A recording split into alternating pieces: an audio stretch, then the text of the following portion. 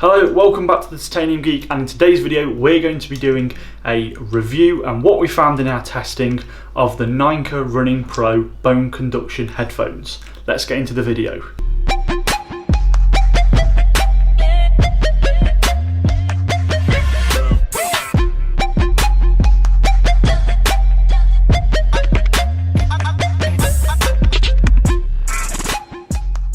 This review is going to work very similar to the Aftershokz Open Moves review, so if you haven't seen that video, go check it out up here. In that video, how we worked is we talked about the headphones and then we compared them to a few other headphones of similar price brackets and other headphones you'd use for sport. So from that video, people said that one pair of headphones wasn't very fair to test, which was the Bose QC25s, which I completely understand. The only reason we put them in there is because it was just that bar up from the rest of the headphones, but we're going to put some headphones in which are around the same price bracket, or as I said, used for sporting headphones. So first off, with these headphones, there's some alloy in the back covered in like a rubber silicone material, and as you can see, it's got loads of give in it. It's not going to snap. It doesn't feel like it's going to snap. It feels really good. It's got hard plastic all over the sides, but I can't see if you're going to drop these. I would suggest that they're going to hold. Various people at the Titanium Geek have tested these. One person has ran in them, cycled in them. They've been dropped into water, not on purpose, but they've been dropped into water at a 1 meter depth, freezing cold conditions, and they still work like the first day out of the box. So, actually the build quality is very good.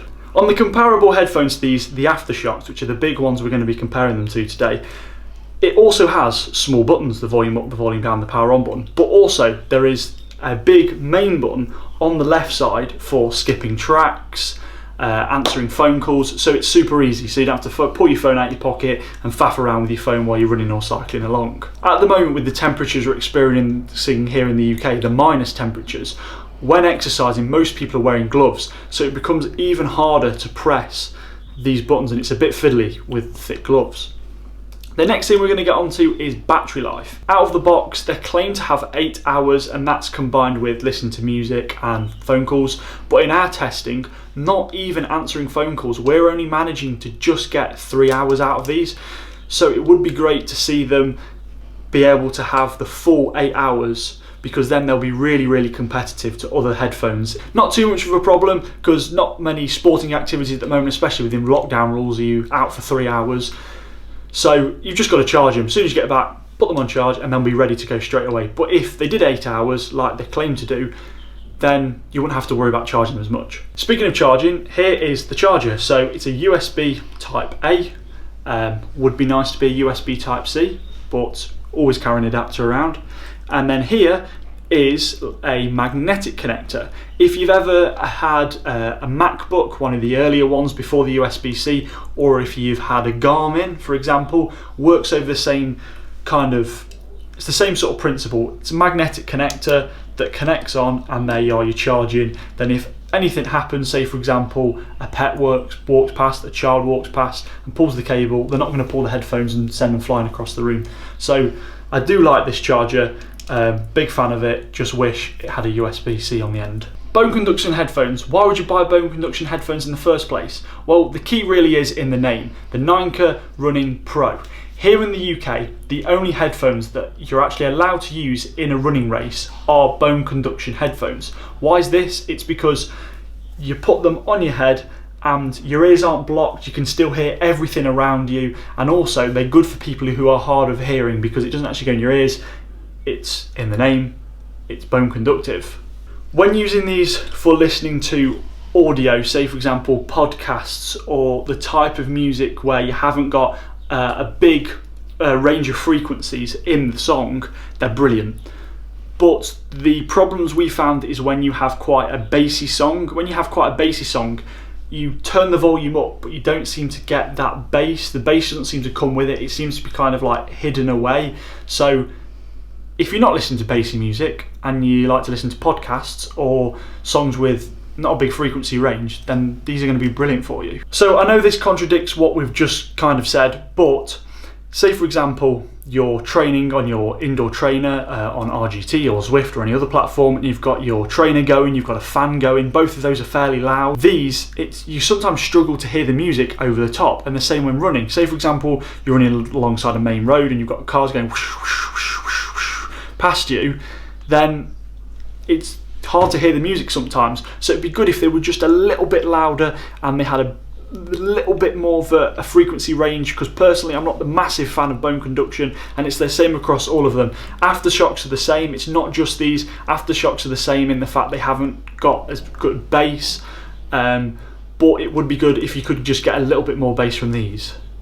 What we're going to do now is going to compare them to 4 other kinds of headphones that could be used for sport and are a similar price, and then we're going to chuck in 1 extra pair at the end, which are more of a studio quality headphone. First pair of headphones we're going to be testing is obviously the Naenka Running Pros. These retail in the UK for £130 British.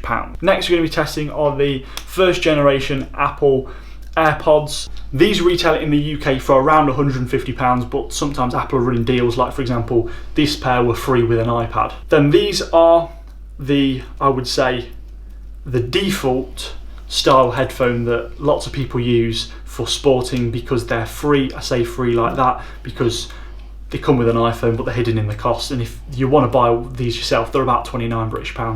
But these are the Lightning version, which have probably come with an iPhone 10 or something along those lines. The next ones up we're going to be testing are the Aftershock Open Moves. We don't currently have them here, James has got them, but we're going to replay the footage from the video that we did on those to compare them, and also we'll chuck some B-roll in if you haven't seen them in a while and you want to see what they look like. Then the last pair, this isn't really a kind of sporting one, but this is just kind of a benchmark. These are Beyerdynamic Dt 990 Pros. These are full range headphones, studio headphones, open backed. These are used for when making and mixing sounds for pro level, and these are £99, so they're actually quite a bit cheaper than most of the headphones we have here today. So here we are, we've got a song going. It's a bassy song, but this song, Piece of Your Heart, is in a lot of the Spotify running, cycling, sporting gym playlists, so it's quite a fair song because this shows that a lot of people are listening to this while doing exercise. So let's have a look at the volume buttons. Are they easy to turn up and down?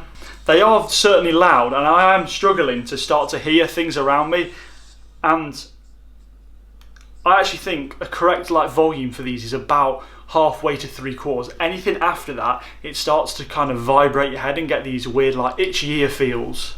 The sound quality is definitely not bad, but it's not top tier amazing audio, which I'm not going to expect from a pair of bone conduction headphones because that's not what they're designed for. But they do sound good, but there is one issue.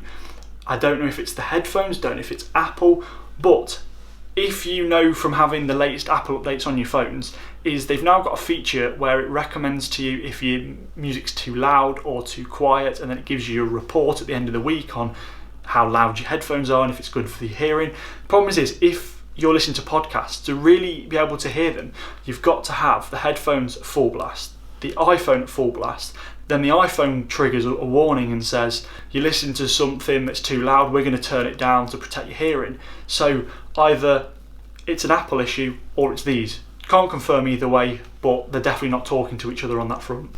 Final key category. We're now listening to the onboard microphone of the Naenka Running Pros. Let us know what you think. Are you a fan? Would you find this an acceptable audio quality for when you're talking to people while doing sport? The next pair of headphones that we're going to be testing are the Aftershock Open Moves. As I said before, we do not have the Aftershock Open Moves with us here. James has got them, he's currently conducting some further testing. So we're going to pull in the clip from the video of that and put it in now. What we're going to do next is we're going to change from my microphone that I'm currently wearing to do the video, and we're going to switch to the microphone on here. So you're now listening to the microphone on the Aftershokz. What does it sound like? Let us know down below. What's your favourite microphone of the headphones so far? Right, let's play the same song, run up and down, see what it's like. So there we are, the Aftershokz. I think the face says it all really. The audio quality is not great. I mean, the brilliant thing is you're running up and down, you can hear everything. You can hear the trees, you can hear the wildlife, you can hear your feet on the floor, you can hear everything. But the audio quality. If you want to see more of that video, the clip from Just Played, click up here and you can view the whole video. Next up we have the Airpods. I will actually say something about these Airpods. Airpods are brilliant, as you're about to find out, but this is a new pair of Airpods since the last video. Airpods, from all people that I know and been talking to, Airpods actually have a lifespan of about 2 years, it seems, because most people who've had Airpods, when they get to about the 2-year marker, they seem to be losing battery life. The sound quality seems to go. So yeah, this is a new pair of Airpods, bear that in mind. So as you know, if you've got a pair of Airpods before, these connect virtually straight away and they just pop straight into your ears. Very comfortable, but as I will say, you can definitely tell some audio is being blocked out in the fact that I can now not even hear myself as well. Well, with bone conduction headphones, you can hear yourself pretty much the same as before. As we all said, no one can really complain about the quality of AirPods.